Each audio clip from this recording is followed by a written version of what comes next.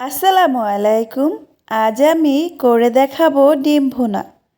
ডিম ভুনাটা আমি একটু অন্যরকম করে করব। ডিম ভুনাটা একটু লাল লাল করে করব। প্রথমে আমি এখানে 5টা ডিম দিয়ে দিব।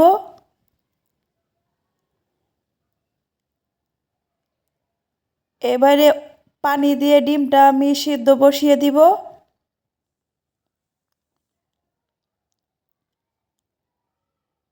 ডিমটা আমার সিদ্ধ হয়ে গেছে, ডিমগুলো ফেটে গেছে। এবার ডিমগুলো উঠিয়ে নিব। ডিমগুলো উঠিয়ে নিয়েছি, ডিমের উপরে একটু পানি দিয়ে ডিমগুলো ছিলে নিব।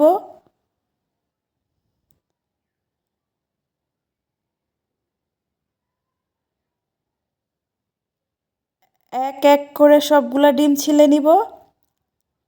ডিম ছিলা শেষ। এবার আমি অল্প একটু ডিমের খোসা নিয়ে একটু চিড়ে দিব ডিমটা। এখানে পেঁয়াজ কুচি নিয়েছি ধনিয়া পাতা, টমেটো, কাঁচামরিচ। এবার একটা প্যানে তেল দিয়ে অল্প হলুদ দিয়ে দিলাম। তারপর ডিমগুলো দিয়ে দিব। দিয়ে ভালো করে নেড়ে চেড়ে ডিমগুলো হালকা করে ভেজে নিব। ডিমগুলো ভাজা শেষ, উঠিয়ে নিব। ডিমের তেলে আমি দিয়ে দিব পেঁয়াজ কুচি। পেঁয়াজগুলো দিয়ে ভালো করে নেড়ে চেড়ে পেঁয়াজগুলো আমি বাদামি করে ভেজে নিব। হাফ চা চামচ লবণ দিয়ে দিলাম। লবণটা দিলে পেঁয়াজটা তাড়াতাড়ি ভাজা হবে। পেঁয়াজটা আমার ভাজা শেষ। 1 চা চামচ রসুন বাটা, 1 চা চামচ আদা বাটা, 1 চা চামচ জিরা বাটা, দারচিনি এলাচ বাটা, হলুদ গুঁড়া হাফ চা চামচ, অল্প মরিচের গুঁড়া, অল্প লবণ, অল্প পানি দিয়ে ভালো করে আমি মশলাটা নেড়ে চেড়ে কষিয়ে নিব। আমি অল্প লবণ দিয়েছি কারণ পেঁয়াজ ভাজার সময় আমি লবণটা দিয়েছিলাম, তাই অল্প দিলাম। একটা বড় সাইজের টমেটো কুচি দিয়ে দিলাম। কয়েকটা কাঁচামরিচ কুচি দিয়ে ভালো করে নেড়ে চেড়ে অল্প পানি দিয়ে দিব। দিয়ে মশলাটাকে ভালো করে কষিয়ে নিব।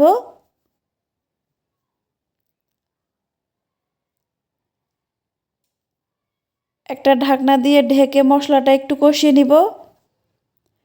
মশলাটা কষানো শেষ, তেল বের হয়ে গেছে। আর একটু নেড়ে চেড়ে আমি এবার ডিমগুলো দিয়ে দিব।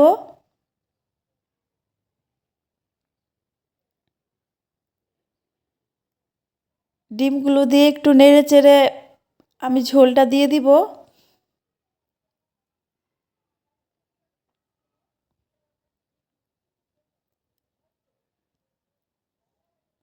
ঝোলটা দেওয়া শেষ। আমি আগে থেকে 2টা ডিম ভেজে নিয়েছিলাম, কারণ সিদ্ধ ডিম সবাই পছন্দ করে না, সেই জন্য। আপনারা চাইলে নাও দিতে পারেন। এবার ঢাকনা দিয়ে ঢেকে দিয়ে রান্না করে নিব। রান্নাটা দেখছেন আমার মাঝামাঝি হয়ে আসছে। আমি ঝোলটা আরেকটু শুকিয়ে নিব।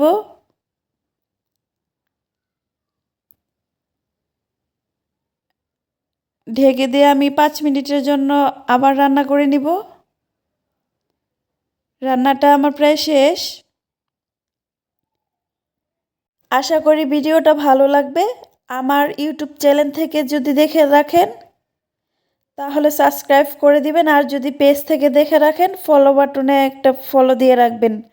সবাই ভালো থাকবেন, সুস্থ থাকবেন। আল্লাহ হাফেজ।